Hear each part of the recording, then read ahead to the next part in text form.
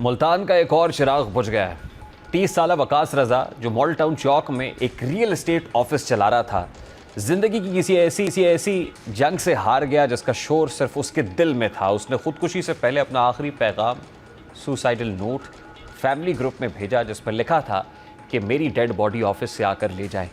और जब उसके रिश्तेदार इस पैगाम के मिलने के बाद उसके पास पहुंचे तो तब तक बहुत देर हो चुकी थी और उसकी सांसें बंद हो चुकी थी। किसी को नहीं मालूम था कि वो किस कर्ब से गुजर रहा था, उसको क्या दुख सता रहा था, या उसको कौन सी ऐसी उम्मीद थी जो टूट चुकी थी। बहरहाल इस अफसोसनाक वाक़े की ये वजह सामने आ रही है कि वकास की पसंद की शादी थी और आमतौर पर जैसे पसंद की शादी से पहले वादों और दावों की लंबी फहरिस्त होती है, वैसे ही वकास की बीवी का भी मुतालबा था कि उसने वकास के घर वालों के साथ नहीं बल्कि अलग रहना है, और वकास मजबूर था कि अपने वालिदैन से अलग कैसे रहे। इसी बात पर रोज़ का लड़ाई झगड़ा बढ़ता गया और वकास की बीवी नाराज़ होकर चली गई। जब तक अलग घर नहीं होगा वो वापस नहीं आएगी। किसी कश्मकश में वकास को जब वालिदैन और बीवी में किसी एक को रखना पड़ा तो उसने मौत को चुन लिया। अब यहाँ ये बात समझने की अशद ज़रूरत है कि हमारा माशरा मर्द की ज़हनी सेहत के बारे में बात क्यों नहीं करता है। पूरी दुनिया में मेंटल हेल्थ का महीना मनाया जाता है, लेकिन बदकिस्मती से हमारे यहाँ ना कोई ऐसा दिन, ना कोई लम्हा, ना कोई ऐसी महफिल है जहाँ सिर्फ मर्द के एहसास, दुख और तन्हाई या कमज़ोरी पर बात हो सके। हमारे माशरे का ये एक बहुत बड़ा अलमिया है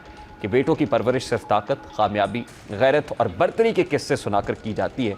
उन्हें बचपन से सिखाया जाता है कि मर्द कभी हारता नहीं, मर्द कभी रोता नहीं, मर्द कभी कमज़ोर नहीं पड़ता। लेकिन हकीकत यह है कि मर्द भी इंसान होता है, उसके भी जज्बात होते हैं, उसका भी दिल टूटता है और उसे भी कभी भी सहारे की ज़रूरत पड़ती है। हम अपने बेटों को ये सिखाना भूल जाते हैं कि ज़िंदगी में सिर्फ कामयाबियाँ नहीं होती, नाकामियाँ भी आती हैं। रिश्ते सिर्फ हंसते नहीं, कभी कभार बसते भी नहीं और टूट जाते हैं। लेकिन हम उन्हें ये नहीं सिखाते कि अगर रिश्ता बिछड़ जाए, अगर किसी अजीज़ का साथ छूट जाए तो ख़ुद को बिखरने नहीं देना, इसकी बजाय ख़ुद को जोड़ना है, संभालना है और नई शुरुआत करनी है। हम उन्हें ये नहीं सिखाते कि मर्दानगी का मतलब सिर्फ हो बर्तरी नहीं, बल्कि सब्र, माफ़ी और अपने जज्बात को पहचानना भी है। प्रोग्राम के वक्त अपने इख्तिताम को पहुँचे, आपसे मुलाकात होगी इंशाल्लाह। कल अपना रखिए ख्याल। अल्लाह हाफ़िज़।